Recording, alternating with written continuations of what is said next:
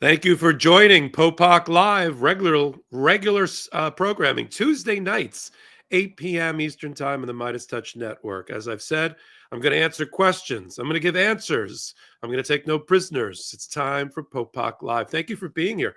We've got an amazing audience. I already took a look on the way in, sort of at the gate. We had, we're pushing close to 1,000 people to get started. So I'm hoping this is becoming a regular part of your life, especially on a news day like this. I got to tell you, I am exhausted because of how many hot takes I had to do for the network and for Legal AF, the YouTube channel, on these fast-breaking stories involving Donald Trump. And I'm not even done. I'm gonna catch you all up today. For those that weren't able to see the hot takes, I'm gonna do it in one neat package, about 45 minutes in length, with your help. And I'm gonna answer questions. I got a fair number, I'd say about 100 questions that were in my Blue Sky at MS Popac. That's where I'm doing my work now. Blue Sky in the comment section, and then here in the live chat, which I started to participate in. And a lot of it is centering around what is going on with Eileen Canon, who's obviously trying out for a role on the United States Supreme Court. And I got four things on my mind today, and most of these are right at the minute, right up to the minute here. New York sentencing. What is going on with Friday's sentencing of Donald Trump? There was an emergency hearing. There was filings. Donald Trump had two different courts try to evaluate whether he's going to be able to stop his sentencing on the 34 felony count conviction. This Friday, January 10th, yes or no, he got a new order from an emergency duty judge in the first department, the appellate division, first department. I like to call it the Manhattan Appeals Court. It's on Madison Avenue. I am a member. I do know this judge or justice. I'll tell you what happened in the New York sentencing. Short answer, as of right now, Donald Trump is 0-2, and he's going to be sentenced on Friday. We'll talk more about that next. Then, special counsel report. I would say 2/3 of the comments in my Blue Sky of questions that they wanted answered had to do with Eileen Cannon. Who, what, where, why? Where does she get the balls? Why isn't Judge Chutkan involved in all of this? Does she have the power or jurisdiction to do it? And what are you talking about, Popac? Eileen Cannon just entered an emergency stay order to stop the public release of the 2-volume special counsel report, which I predict is going to be close to 1,000 pages or more, including appendices and attachments, which he's required by law to prepare and to provide to his boss, the Attorney General of the United States, who's obligated by law to release it to the American people if it's in the public interest. What could be more in the public interest than the wrap up of this investigation and the findings of the special counsel? I don't know. I spent a considerable amount of time having to wade through Robert Hur's report about poor Joe Biden having a couple of boxes in his garage of leftover vice president records. Why don't I get to see Mar-a-Lago? Why don't I get to see Espionage Act? Why don't I get to see DC election interference analysis by the departing special counsel? I should. Will we? Is Cannon's order regular? Is it irregular? Will it be vacated or overturned? And what's the 11th Circuit, her bosses, the appellate court who sit in Atlanta, what are they going to do about it? I'm going to break that down for you. I didn't realize, moving to Rudy Giuliani for a minute, I didn't realize there were stages of insanity. I knew there were stages of grief. I did not realize there were stages of insanity. Whatever that last stage in is, that's where Rudy Giuliani is right now. Or as his own lawyer said, he just received the economic equivalent of the death penalty in a contempt hearing before Judge Lyman, a federal judge appointed by Donald Trump, about him playing fast and loose with his discovery or information exchange obligations to turn over information to Ruby Freeman and Shay Moss, those mother-daughter election workers from Fulton County, Georgia, horribly doxxed and defamed and tormented by Rudy Giuliani. And that's not the only contempt hearing that he's going to be in this week or an order. Friday, while his buddy Donald Trump is hopefully getting sentenced, Rudy Giuliani's got to appear before another judge in D.C. on another contempt hearing arising out of the same case. Interested? Stay here. You're going to hear more. And then I never thought I'd put this sentence together, at least not about Donald Trump. Greenland, Panama, and Canada. What do they have in common? Well, apparently Donald Trump is salivating over all of them and believes that he can take them over by force because it's in America's military and economic best interest to do so.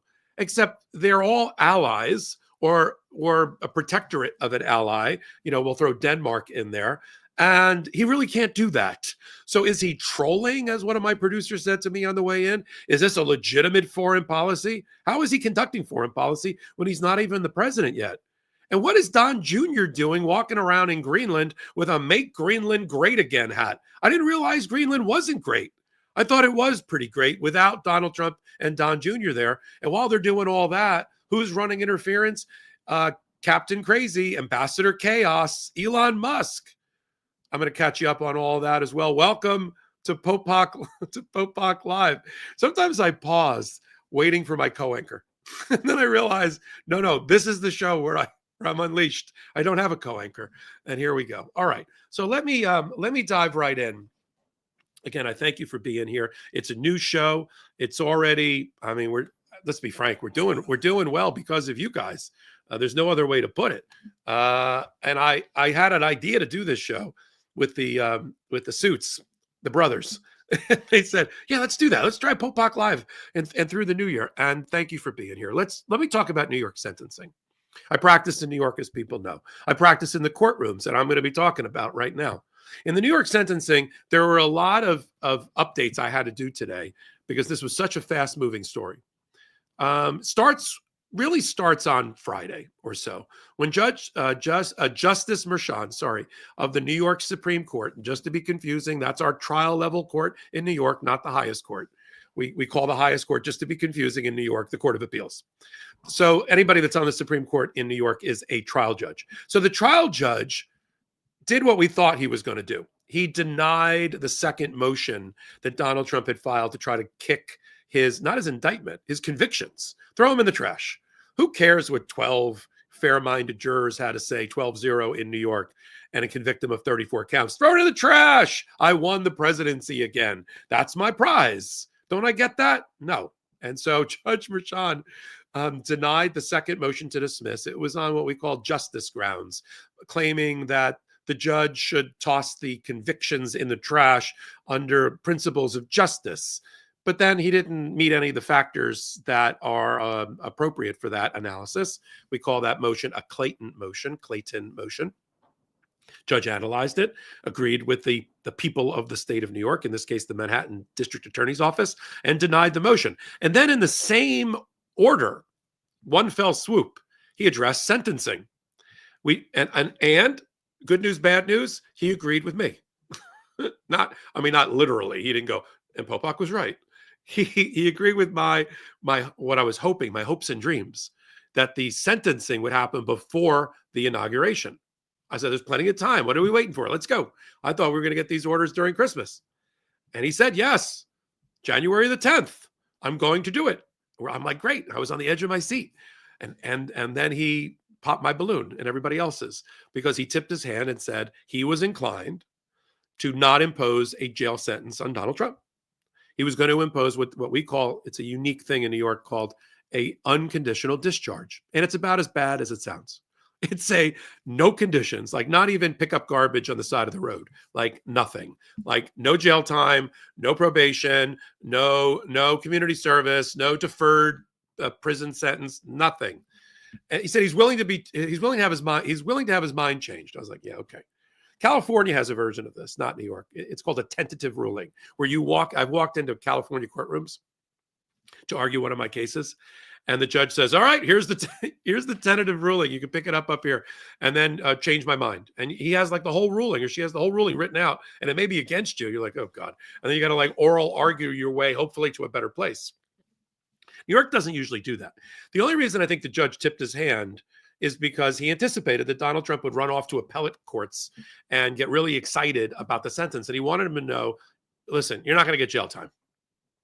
I did my own hot take where I encouraged the Manhattan DA not to take that and to do a cross appeal and ask for jail time. Although I'm not sure they have the balls or the brass to do that at this point. In any event, that's what kicked this whole thing off. We anticipated that Donald Trump would make an appeal off of Friday. or some sort of appeal. And now we got it. In the morning, all sorts of things started firing out on Monday and Tuesday. First thing he did is he filed a motion with Justice Merchan and said, you have no jurisdiction. Your jurisdiction has been completely divested because of the immunity decision, which was odd for me to hear because that's a reversal from Donald Trump's lawyer's prior position, which is immunity did not apply to any part of the Stormy Daniels hush money cover-up conspiracy, which happened before he was president. The only thing that happened after he's president was the payback of the money, right? The payoff was before the presidency. The payback was after. But that's not really a conspiracy. Like how he Venmo'd Michael Cohen. I mean, that's not, I'm being facetious, but that's not the crime, right?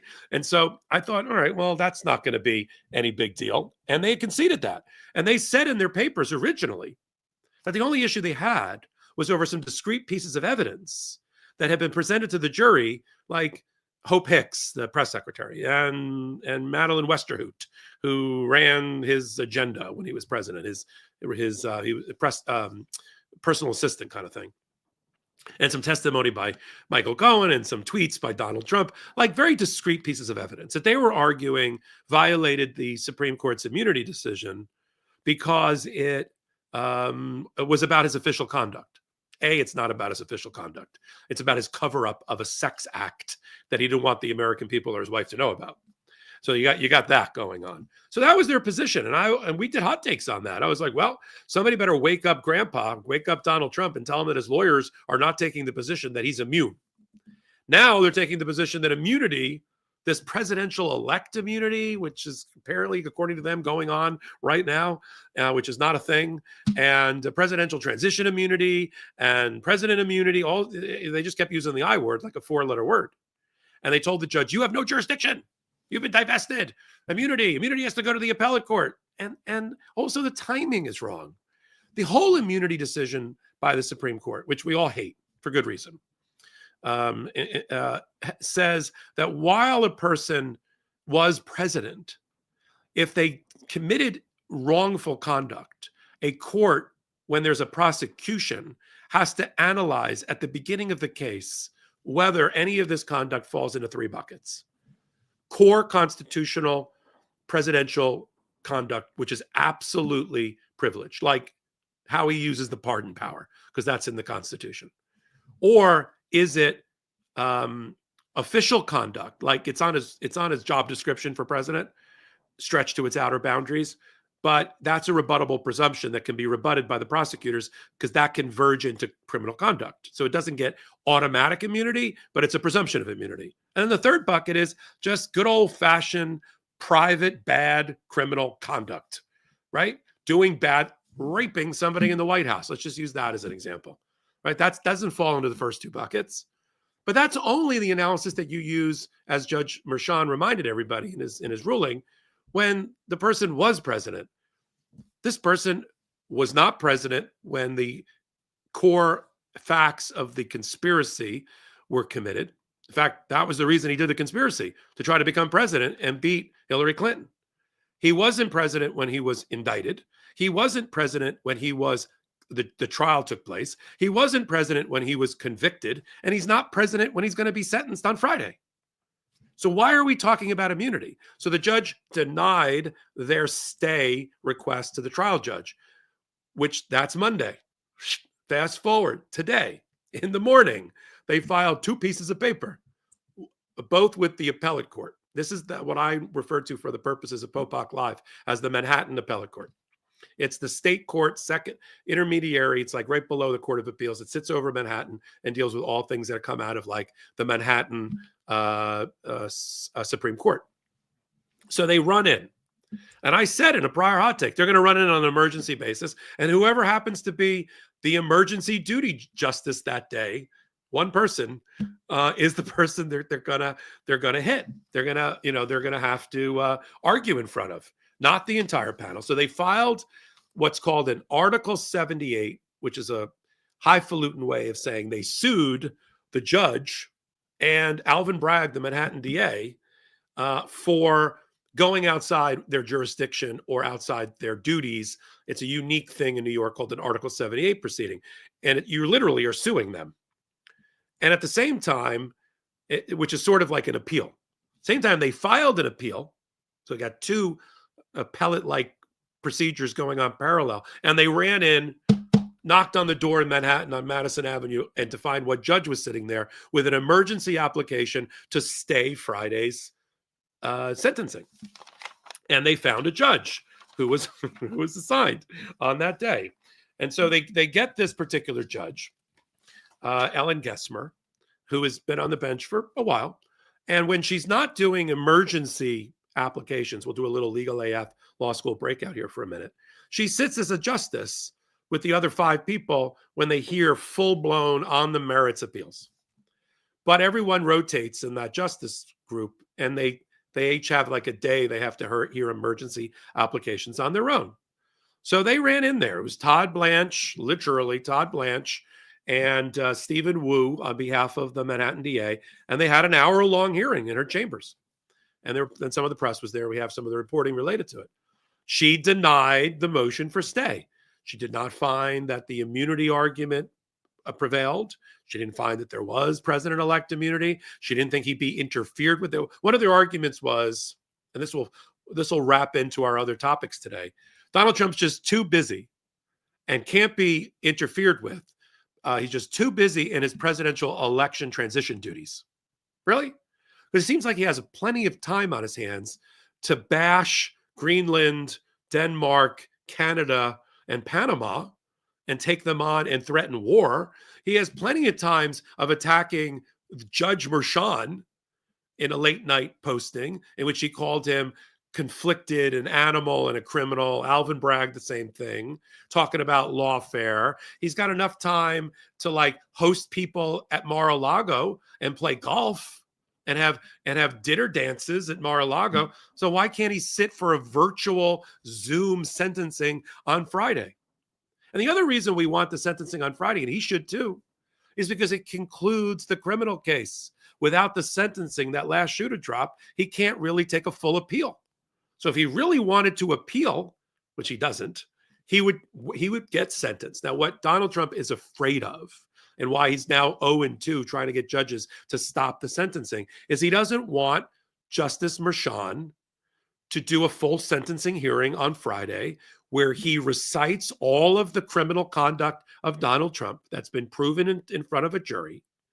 He doesn't want to be rapped on the knuckles about all the times that he's violated orders of the court and were found in contempt. He doesn't want to hear about his criminal conduct and how he's treated the court and all those outlandish things. You know, Donald Trump just wants to take a victory lap and party at Mar-a-Lago between now and the 20th of January. And as I've said in prior hot takes, there's a hard rain falling on Donald Trump in the last couple of weeks. E. Jean Carroll, he loses the appeal related to the $5 million on the way to the $83 million loss for having sexually abused her and defamed her. Now he's losing here on the sentencing. We'll talk about the blocking of the Jack Smith reports in a minute, but it hasn't been a good couple of weeks for Donald Trump, and he doesn't want to go through a sentencing, even though he knows that the sentence will be no jail time. And so that's why they're fighting so hard.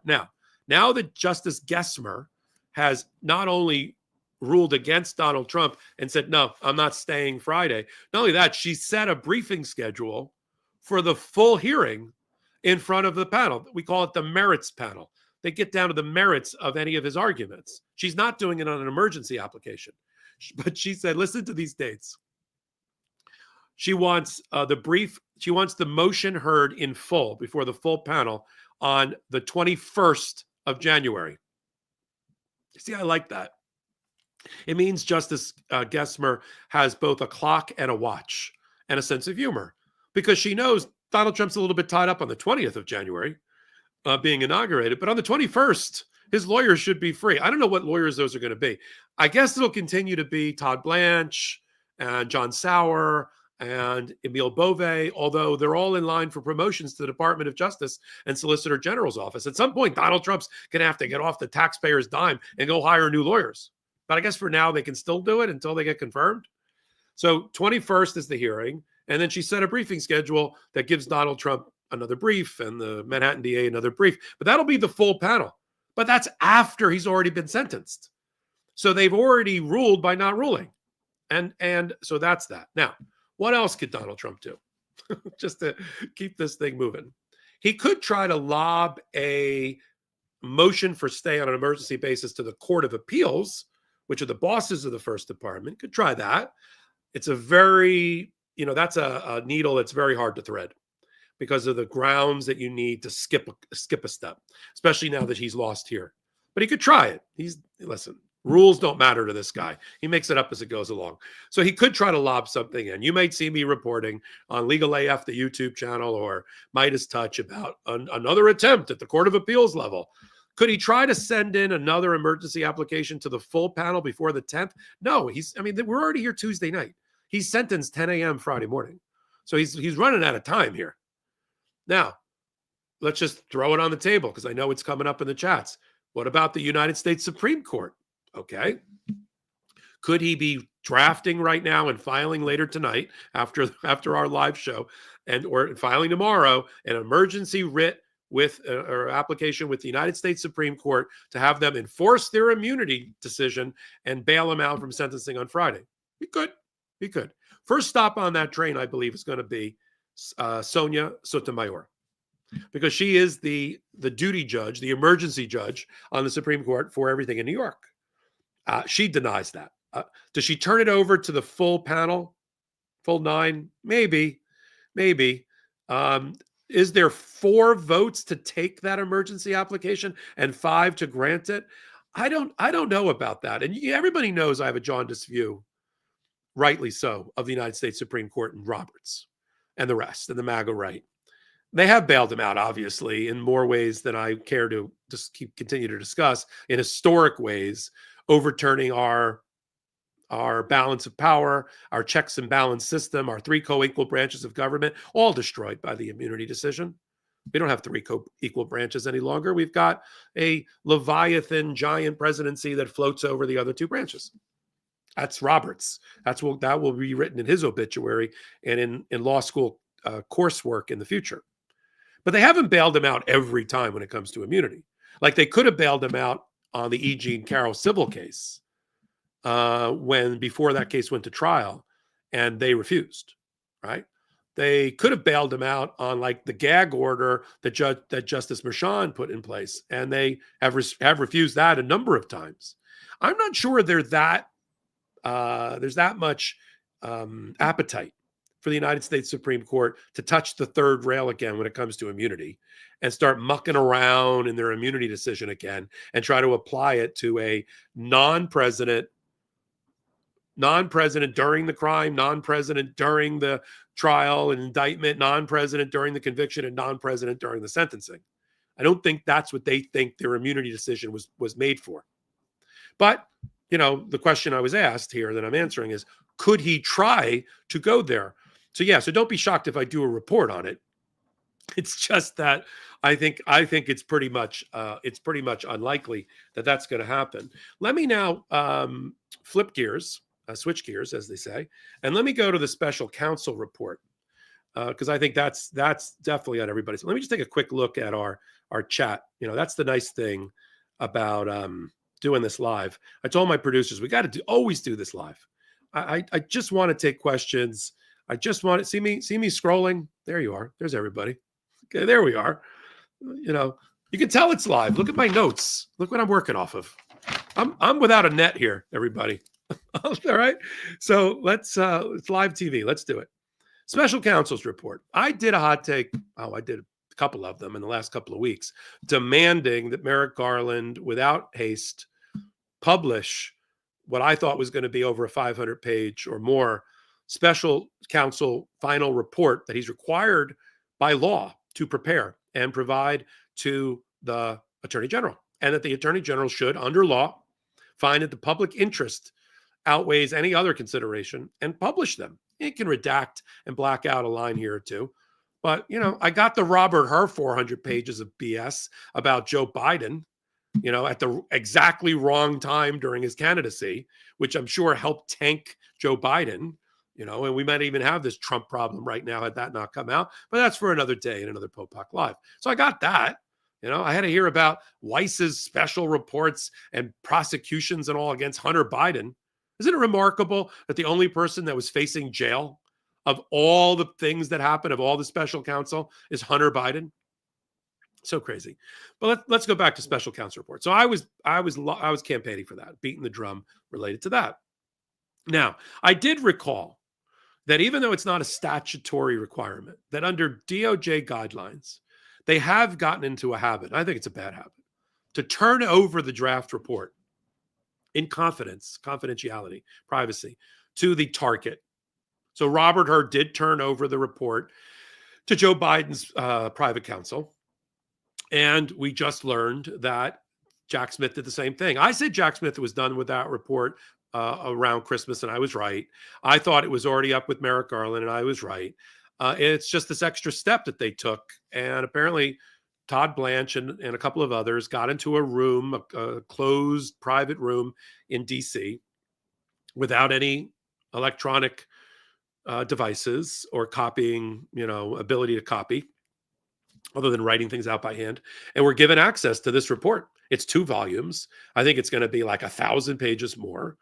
And they saw it from January 3rd to January 6th. We just learned that in the last day or so. Doesn't surprise me, but I don't know why we have to be so gentlemanly and so kind. That's one of our problems as a party. But we did that. And of course, Donald Trump outmaneuvered, at least at this moment, Jack Smith. How? Because from having reviewed it, they took enough notes that they could draft a 15-page letter. But they choreographed this whole thing, and they used either willingly as a pawn or as a pawn who got duped, a federal judge down in Florida we all know by the name of Eileen Cannon. And what was the orchestrated kabuki theater here? Donald Trump is no longer a party to any of the Mar-a-Lago cases. Remember that Donald Trump got dismissed by Jack Smith 2 or 3 weeks ago after the election, both from the appeal that's up at the 11th Circuit on Mar-a-Lago. We'll talk about that in a moment. And from the indictment and from the whole Eileen Cannon case. 2 of the co-conspirators, Walt Nauta, the valet butler guy, and Carlos de Oliveira, the maintenance worker, are still in the case at the 11th Circuit. But Donald Trump's not. And he's not in the Chucking case either, because that got dismissed as well. But here's the choreography. They wrote a letter to Merrick Garland, Donald Trump's lawyers, Todd Blanche and Emile Beauvais, 14 pages. And they outlined all the reasons, all wrong, by the way, about why the special counsel's report should not be published. And I'll give it to you in a nutshell. And you'll see why Canon gets brought in here as a co-conspirator herself, unwittingly or not. Their argument that prevailed with Judge Canon is that the special counsel as a position, as an office, was illegally and unconstitutionally appointed by the Attorney General in violation of the Constitution because there was no Senate confirmation, and that he was funded inappropriately under other apportionment and other provisions of the Constitution because Congress didn't properly authorize the $20 million or so that Jack Smith spent. Both of those things are wrong and completely in violation of over 200 years of precedent when it comes to special counsel, special prosecutors, independent counsel, whatever you're going to call it. He's properly funded under a congressional authorization that dates back to 1996. And every court that's ever looked at it, including the United States Supreme Court, has said that the Attorney General has the power to appoint himself or herself inferior officers and attorneys under the office, which includes special counsel. But that's not what Eileen Cannon found, and she dismissed the indictment down in Mar-a-Lago against Donald Trump. So their argument is he's illegitimate, the special counsel. His indictment was illegitimate. His work was illegitimate and rogue. And therefore, follow this logic, the special counsel reports, closeout memos, are illegitimate and invalid and should never see the light of day. That's primarily their argument. It's a lot of immunity and presumption of innocence. They don't mention the statutes that deal with this particular area where the Congress has already balanced this issue out already. It's just their own made-up law. And so they draft 15 pages, but now they got to figure out how to get this thing published. How do they get their 15 pages out into the public? And they probably thought, well, Donald Trump could post it on social media. Oh, I got an idea. We send it to Merrick Garland, and at the same time, we give it to Walt Nauta and Carlos de Oliveira's lawyers, and we tell them, we instruct them, because we're in control, to attach it as an exhibit to an emergency motion they're going to file. We're going to make them file. We probably wrote it for them with Judge Canon and at the 11th Circuit, asking for an emergency stay that she should block the publication by Merrick Garland to the public of these reports because, as you found, Judge, he's invalid, unconstitutional, illegal, illegally funded, and the like. You get it, Judge. You're the only one who gets it. And so, to answer the question from some of my blue sky questions, why did they go to Canon and not Chutkan? Why isn't Chutkan in charge of her end of the report? Because they got a federal judge to issue a block. Now, I have another argument. And so that was attached. I want to just complete the thought. That was attached. So now I have a copy. You have a copy. Everybody got to see in MAGA world Donald Trump's position. What the ruling by Canon was, and then I'll tell you after the break why I think that ruling is invalid itself. And she doesn't have jurisdiction to enter this order. I'll leave that for after the break. But right before the break, let me tell you that she entered what she's calling a temporary stay, just enough time for the 11th Circuit, her bosses, to make their ruling on the emergency application made there, because it's up at the 11th Circuit about whether she was right or wrong, thumbs up or thumbs down, about the dismissal of the case because Jack Smith is invalid or a figment of our imagination. He doesn't exist. So she said, I'm going to grant the stay, and it will last for 3 days after the 11th Circuit finally rules on the motion, because really this is a stay that should have came out of the 11th Circuit. They've so far, at the time of this live recording, they haven't ruled yet. So she has, right now, it is blocked. She blocked any publication or distribution or leaking or mentioning of the contents of it to anybody outside the Department of Justice. Okay? So now we've got a federal judge. I'll go over whether I think that's appealable itself and whether she's justified and has jurisdiction over this issue or not. You know where I'm going with that. And then the 11th Circuit, of course, has to rule. I'm going to cover that, what the 11th Circuit is likely to do, hopefully before the 20th of January, how Donald Trump can screw all this up if he pardons Walt Nauta and Carlos de Oliveira, which I'm sure he's going to do on January 20th, but we still have time left on the clock.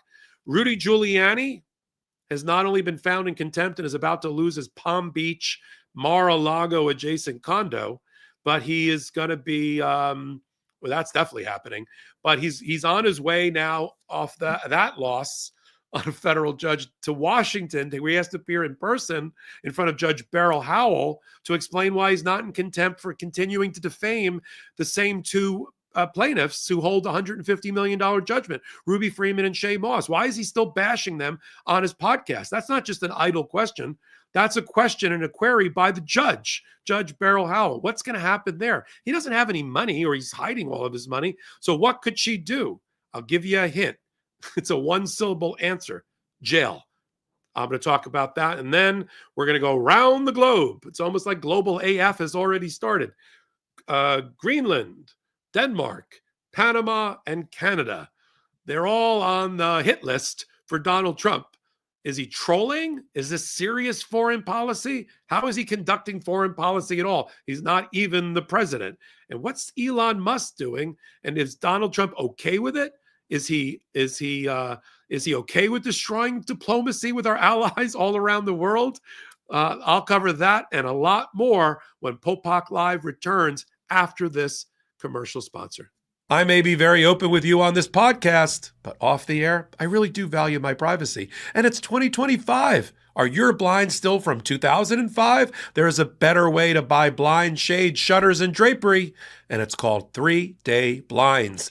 They are the leading manufacturer of high-quality custom window treatments in the U.S. And right now, if you use my URL, 3dayblinds.com/legalaf, they're running a buy one, get one 50% off deal. We can shop for almost anything at home. Why not shop for blinds at home too?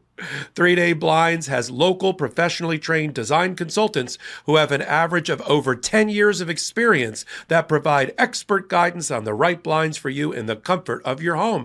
Just set up an appointment and you'll get a free, no obligation quote the same day. Not very handy? DIY projects can be fun, but measuring and installing blinds can be a big challenge. The expert team at 3-Day Blinds handles all the heavy lifting. They design, measure, and install so you can sit back, relax, and leave it to the pros. It's 2025, and so much of my house is smart with Alexa, but I never thought about getting my blinds connected to Alexa too, so I can just say, "Alexa, open the blinds" each morning. With 3-Day Blinds, you choose from thousands of options that fit any budget or style, and with actual samples, you won't be guessing about what your blinds will look like. 3-Day Blinds has been in business for over 45 years, and they have helped over 2 million people get the window treatments of their dreams. So they are a brand you can trust. Right now, get quality window treatments that fit your budget with 3-Day Blinds. Head to 3dayblinds.com/legalaf for their buy one, get one 50% off deal on custom blinds, shades, shutters, and drapery. For a free, no charge, no obligation consultation, just head to 3dayblinds.com/legalaf. One last time, that's buy one, get one, 50% off when you head to the number 3, DAY, blinds.com/legalaf. The start of a new year is the perfect time to get organized, set goals, and prioritize what matters most. For me, a top priority is my financial wellness, which feels more important than ever now that I'm going full-time with my media work. And I've opened a new law firm. Thanks to Rocket Money, my goals feel achievable. They show me all of my subscriptions right in one place and help me easily cancel ones that I forgot I've been paying for. Rocket Money also pulls together all of my spending across all of my different accounts so I can clearly track my spending habits and see where I can cut back. Let me give you an example of Rocket Money in my life. Missing out on a show that everyone is talking about isn't an option for me. I'm constantly signing up for this streaming service or that one. And then a few months later, I realize I've still been paying for the service long after I finished the show. Getting Rocket Money was a game changer for me.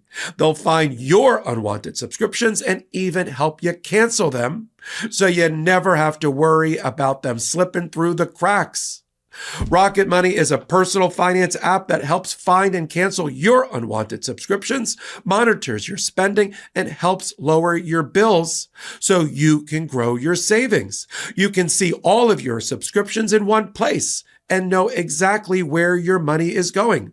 For ones you don't want anymore, Rocket Money can help you cancel them. Rocket Money's dashboard gives you a clear view of your expenses across all of your accounts. Rocket Money's new goals feature automatically saves money for you so you don't have to think about it.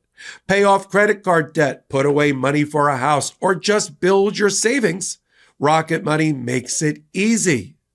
Rocket Money will even try to negotiate lower bills for you. They automatically scan your bills to find opportunities to save. Then you can ask them to negotiate for you. They'll deal with customer service so you don't have to.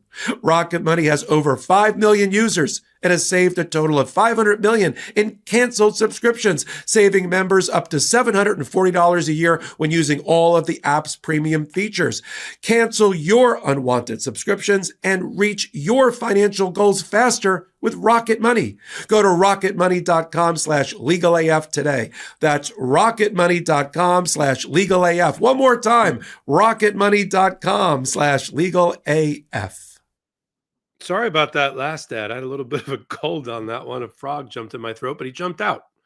And while we're here, there's a lot of different ways to support Midas Touch, Legal AF, and all of that. Our sponsors, absolutely. They know all, these are all new sponsors. I mean, or at least sponsors that carried over another year. And we can't do our pro-democracy work without them. We're people powered. We have no outside investors at all. Popac Live, a new show we're doing regularly. Thank you. It's 17,000 people in this chat at one point. We lose a couple during the ads, but we had 17,000. We might hit 20,000 before the show is over. And that is both heartwarming and I'm overwhelmingly honored to be here for you.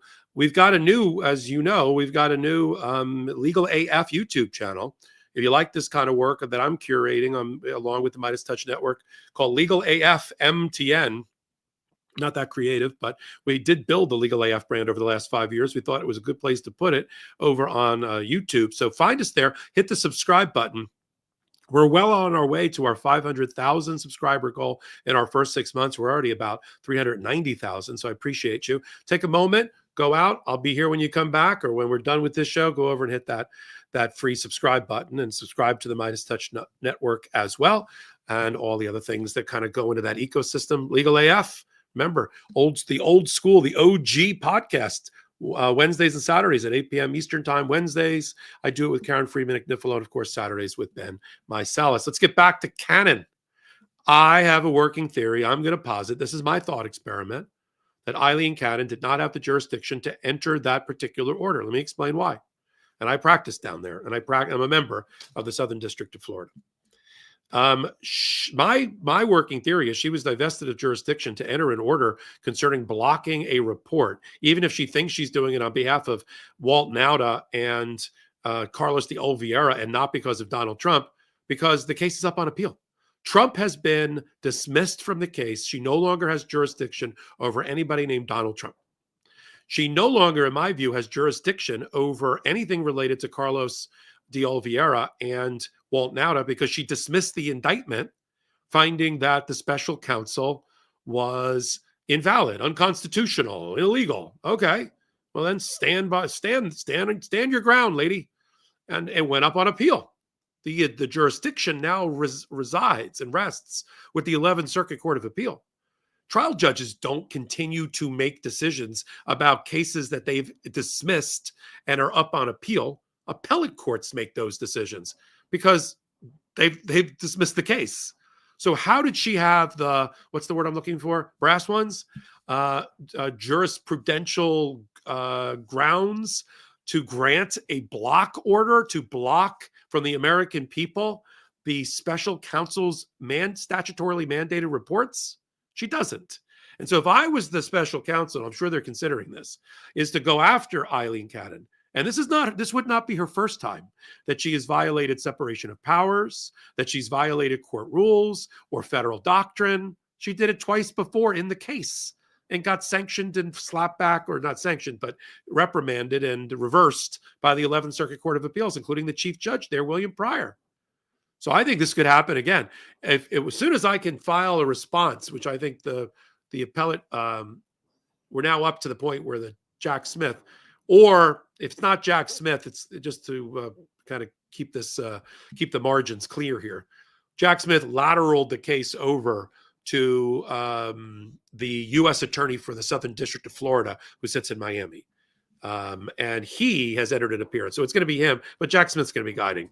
And so that U.S. attorney's office is going to have to argue now to the 11th Circuit, I think, should be arguing that Judge Cannon's order should be completely ignored. If anybody's going to enter a stay, it's only a court that has jurisdiction, and that's the 11th Circuit, and you haven't done that. And the only thing that Jack Smith told Judge Cannon is that there was no intention to release the report before Friday.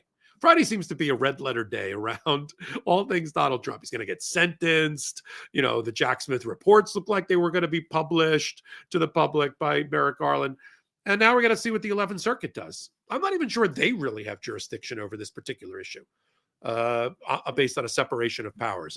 I don't think, yes, federal courts can interpret the law, but what's the law here?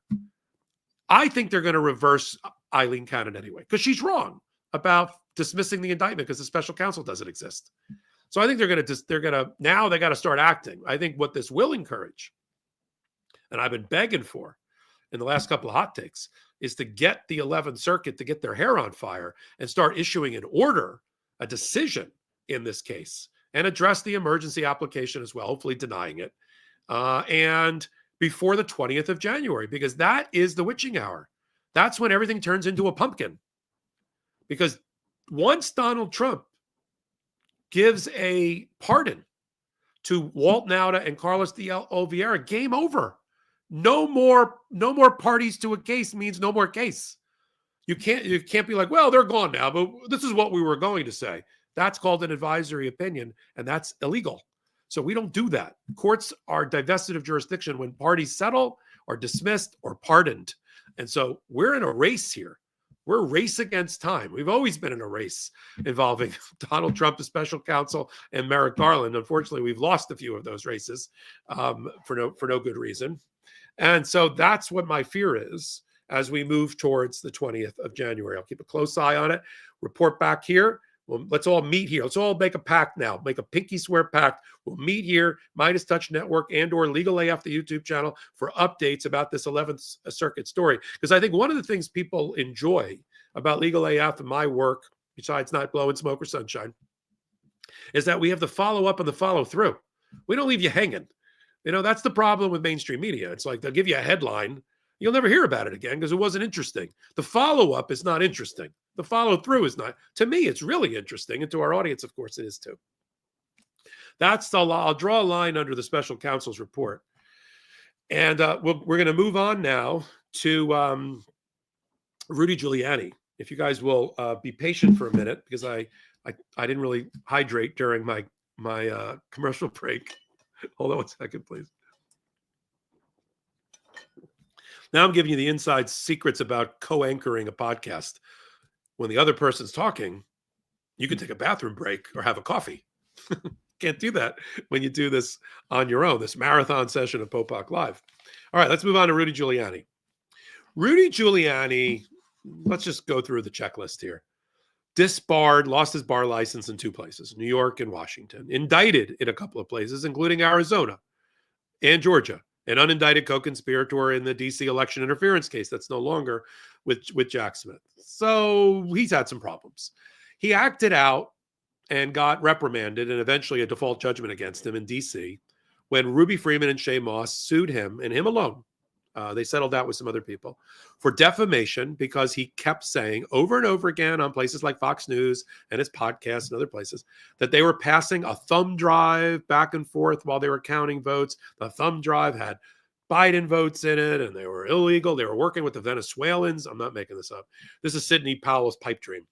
The Venezuelan businessman working with Smartmatic and Dominion were flipping votes from Trump to Biden, and these guys were in on it. These 2 poor women, lowly paid, if they were paid at all, who just did their civic duty being election workers. Talk about a thankless job in a giant arena in Fulton County, Georgia, counting votes in 2020, right? And what they were passing back and forth as mother-daughter were breath mints. How do I know that? Because the Georgia Bureau of Investigation cleared them, as did the Secretary of State of Georgia. These are all Republicans, by the way, and the cybersecurity and infrastructure team at the with the feds, and the feds. So they're innocent, but not to Donald Trump and not to Joe Biden. I mean, I'm sorry, where did that come from? Not to Donald Trump and not to Rudy Giuliani. And they kept running this mixtape, this poorly edited hack job, showing the video running in the wrong direction. They got a black case under their desk and they're taking that case, and inside that case are ballots for Biden, and they're shoving them into the machine. No, that locked case, you run the video the other way, the right way. That's where they put the discarded, already counted votes so they don't confuse them, and they put them underneath. I've been in an election counting room in Florida. I've watched vote counting. Okay, on purpose, as a lawyer for one of the parties, I've watched votes being cast. Okay, as a poll watcher.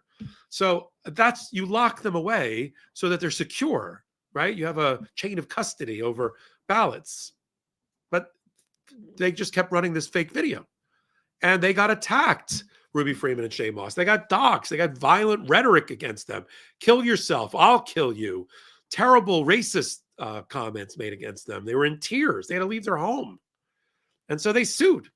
And Judge Beryl Howell, who at the time was the chief judge of the D.C. court, she defaulted Rudy Giuliani because he violated court orders at least 10 times and refused to turn over any documents in the case. And then he'd go out on the courthouse steps and continue to bash Ruby Freeman and Shay Moss in real time. It was so bad that the lawyers for them had a printer in the courtroom, just like the one against Donald Trump and E. Jean Carroll, and they would print out that moment's comments by Rudy Giuliani to present to the jury.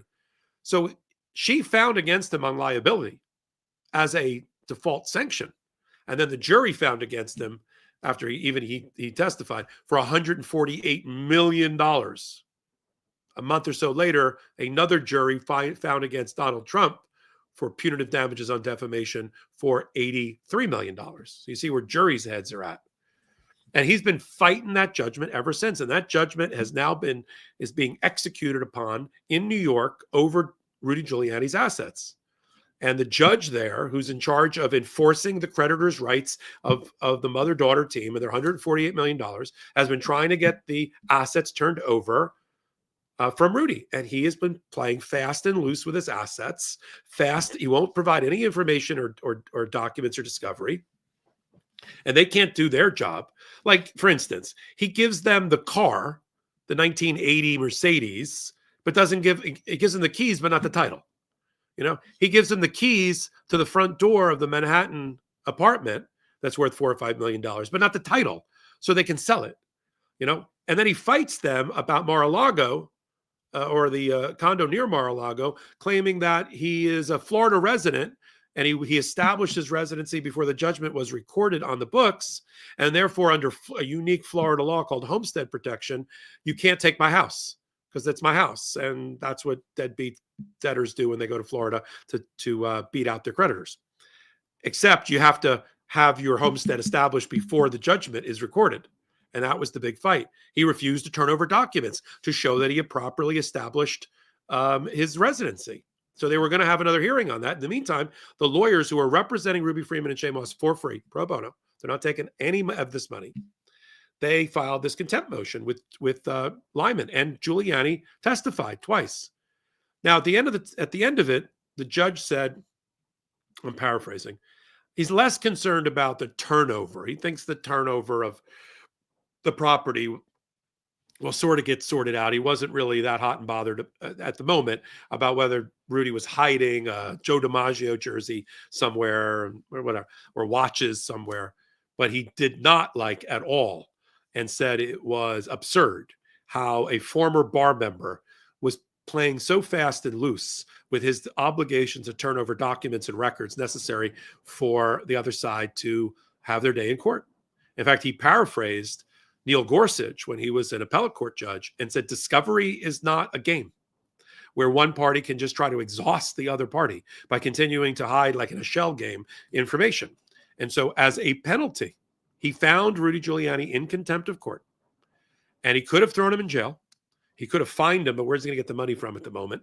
Because, Rudy, I think they've got a handle on most of the money.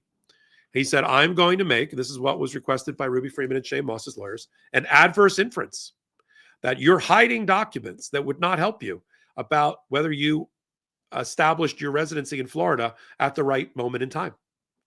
Plus, there's counter evidence that a day before that, he was trying to establish residency in Rhode Island, of all things. So the judge says, I'm just going to infer against you negatively that you were trying to hide documents because they wouldn't help you.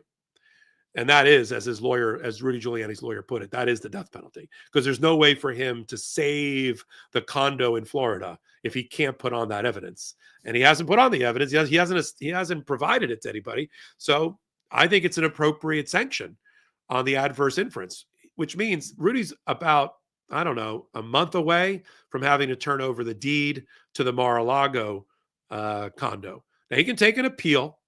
All this is appealable to the Second Circuit Court of Appeals, and again, continue to delay, and stretch out Ruby Freeman and Shea Moss. They will eventually get 10 or 12 or $13 million from Rudy Giuliani running with interest. And then they can go after his podcast and all of that. Now I got to switch gears and talk about the second contempt hearing. Not to be confusing, but that's not the only one he's got this week. Friday, Judge Beryl Howell, former chief judge of the D.C. Circuit Court, wants to see and has ordered Rudy Giuliani to appear because Rudy, to avoid additional defamation damages, agreed in writing under a consent decree ordered by the judge, meaning a court order, that he would not bash, defame, disparage in any way Ruby Freeman or Shea Moss or as the kids say today, he would keep their names out of his mouth. Yeah, except he didn't. And that was a court order. And what do we call in the business when you violate a court order? It's contempt of court. It's contumacious. It's contemptuous. It's all of those things. And so in the first week or second week of November, when he was running out of steam and gas on this podcast that he does that nobody watches, believe me, if he saw 17, 18,000 people were watching Popac live, he would, I don't know what he would do. He doesn't have that many in like a decade watch his podcast, but he was running out of steam. And all of a sudden he started, I don't know, some circuit breaker blew in his brain. And he started bashing Ruby Freeman and Shay Moss all over again. The thumb drive, the float flipping. I'm like, what is, I've seen the clips. What is going on? And who was listening? Ruby Freeman and Shay Moss and their lawyers. So they filed a motion for contempt, telling the judge he signed an agreement that you ordered that he would not bash them any longer. In return, we agreed not to sue him anymore for more damages. And he violated it. Judge says, yeah, I want to see you in court on Friday. So now he's got to go to court on Friday. Let me off of getting found in contempt by Judge Lyman in New York in the same week. Let me fast forward, and we'll talk about it on Tuesday, Popac Live next Tuesday. He's getting found in contempt by Judge Beryl Howell. She's had it. She's the same judge that sanctioned him with a default judgment on liability that led to the $148 million judgment.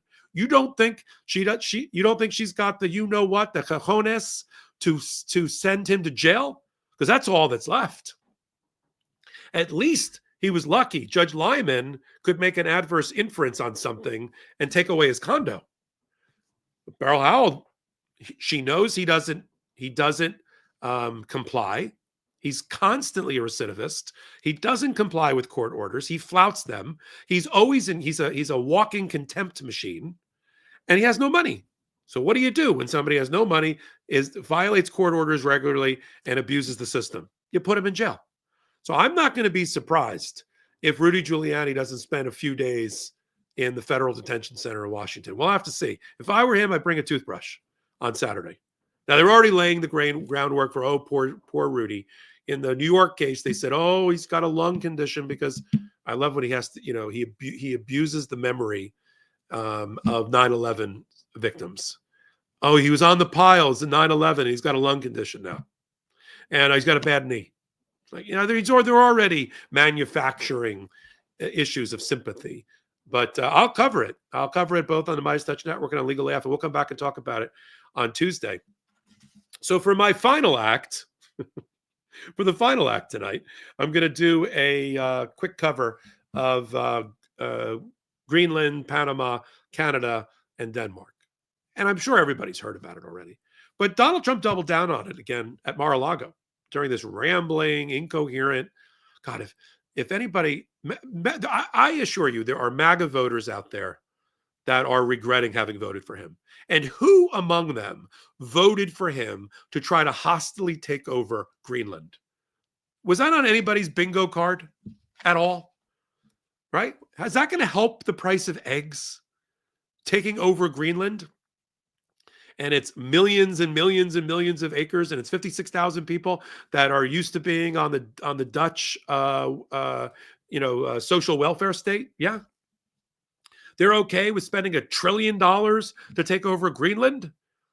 I thought the same people weren't okay with any money going to Ukraine or to Israel or anything like that. They're okay with this. That's what they voted for. Or a hostile takeover. What about Canada? What is all the trolling with Canada? He should be satisfied that he helped contribute to the toppling of the Trudeau government. I mean, he did. I mean, Trudeau had his own problems after so many years in office, but this didn't help. The tariff war on paper, and all of that. And then he keeps calling him like his little buddy, patting him on the head, 51st state, ha, ha, ha, or we're going to take you over. I mean, today at Mar-a-Lago, Donald Trump actually looked the camera in the eye and the press and said, when they asked him, will you once and for all say here to the American people that you will not consider using military force to try to take over Panama, which has the canal, and Greenland? He said, no, I can't commit to that. We're looking at all things. And they're very important to America militarily and economically. Oh, so that's the Trump doctrine? You just take over your ally and your neighbor because it's economically feasible or economically advantageous. That's what you do. You're not a real estate developer, taking over the bodega next door. This is you're taking over a sovereign country. That's an ally. You know who talks like that? I know people sometimes get tired, not on our audience, but in general. Fascists, dictators, people with little mustaches. That's who talks about taking over their neighbor. And we know how that ends. So Panama, poor Panama, they're actually a jewel in that area. They've done exceedingly well economically over the last 10 years. They got the Panama Canal back. It's in their own country since 1999, based on Jimmy Carter signing a Panama Canal Treaty in 1977. It's not like we didn't see it coming. Donald Trump probably, who doesn't know a darn thing about American history or our government or how it works, or apparently based on Mar-a-Lago, how simple appliances work. So maybe he just learned that we signed a peace treaty in 1977. But that's not my fault. He also probably just learned that the Chinese, oh my God, are investing in infrastructure throughout Central and South America and the Caribbean.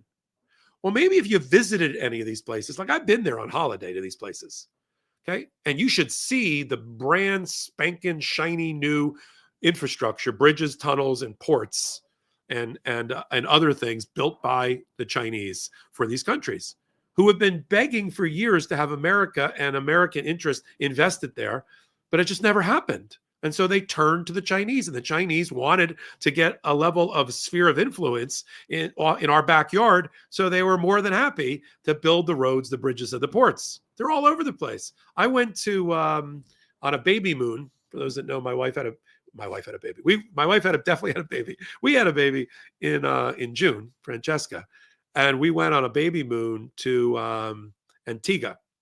A beautiful, beautiful, beautiful place. It is filled with Chinese infrastructure and Chinese yachts and Chinese sailboats and lots. And I talked to the locals about it. Lots of Chinese money. Donald Trump just woke up. There's Chinese in Panama. Okay. It's a very important canal in Panama. And a lot of it, the ports there, they did make relationships with China. It's not because America could have made a better bid or a better offer, but they didn't. So they're going to take over a sovereign country of Panama as a result. And you see how Panama is firing back. And it's President Molina. Then you've got Greenland, right? We talked about Greenland and Denmark. Denmark and the royal family is already firing back and trolling Donald Trump. They changed their 500-year-old royal coat of arms in the last day to emphasize the polar bear, which is the symbol of Greenland. And then another, I think the ram to symbolize the Faroe Islands, which is also part of a protectorate for Denmark. They changed their coat of arms to show Greenland how much they care about them and to give the middle finger to Donald Trump. They got rid of the 3 crowns, which was on there for 500 years, representing Denmark, Norway, and Sweden, and they put the giant polar bear. Then the prime minister, Fredriksson of Denmark, basically said over our dead body, there's only 2 ways Greenland's going to go. They're either going to stay with us or they're going to declare independence, which they've had a right to do since 2009, I think. And that's up to them and not up to us. And we have our own we control their foreign policy, Denmark does, but Greenland controls everything else. They have their own prime minister, they have their own legislature and all of that for their 56,000 people there. And so that's not happening. I know Donald Trump covets it and he's like salivating over it. And, America's had the idea to go and take over Greenland since the 1950s. And because of the melting of the polar ice caps, there's now a potential navigable maritime lane, like a canal up there. It's not a substitute for the Panama Canal, right? That's what we're going to do. We're going to send things through the polar ice cap. That's going to be good for egg prices. Again, whose idea was this? This was not a plank in his campaign, I assure you. And when MAGA wakes up, they're going to find that. So do I think it's trolling? I think it's Donald Trump trying to do maximum impact to affect foreign policy the cheapest way possible through mean tweets and press conferences. And sending Don Jr. to Greenland with "Make Greenland Great Again" hats. I mean, look how much transactional currency he's getting from mean tweets about again, conducting foreign policy through it, which, yes, to answer a question from the chat, he's not allowed to do under the Logan Act and other acts. He's not allowed to be a president when he's not a president. But between him and Captain Chaos, Ambassador of Chaos, Elon Musk, who's busy trying to interfere with our allies and their elections, and why is it always in support of the far right / fascist parties in those countries, in Germany, in England? Why is he sticking his big fat nose in those other countries? So he's either rogue, Donald Trump has no control over him, or he's doing it because Donald Trump wants him as a diversionary tactic to do these things, while Donald Trump is focused on getting his one big, beautiful reconciliation package through Congress with all of his crazy domestic policies nobody wants. I think it's a little bit of that. The more we spend time talking about the trolling around Greenland, Copenhagen, Denmark and Panama and Canada, the less time we're spending looking at Pete Hegseth as being an obscenely unqualified Pentagon nominee, or RFK Jr., or Tulsi Gabbard, or the rest, or the head of the Office of Management and Budget, and the rest. So, he's crazy like a fox. And we've known that forever. So we shouldn't be duped. Keep your eye on the prize. We're going to focus for the next 4 years on the intersection of law and politics, which is going to be a supremely hot corner. That's why we built Legal AF as a podcast in 2020, why we built Legal AF, the YouTube channel, in 2024. Not just to get Kamala Harris elected. That would be an interesting byproduct, something I could have supported, but it was to be a resilient, durable community where we would, on our end of the camera, give searing, unrelenting analysis, truthful analysis to you, and an encouragement about this thought experiment we call our democracy. That's why we did it. And so we need your help too, to continue to grow and build our community. So Legal AF, the YouTube channel, find it now. Legal AF MTN. There we go. Thank you, Salty. Hit the blue subscribe button. Help us get to 500,000. I'm doing 5 or 6 videos a day there, in addition to my work on the Midas Touch Network. If I haven't announced it before, I'm basically full-time working with Midas Touch and all things related to Legal AF. That was a big change I made after the election and moving into 2025. And I'm happy to do it.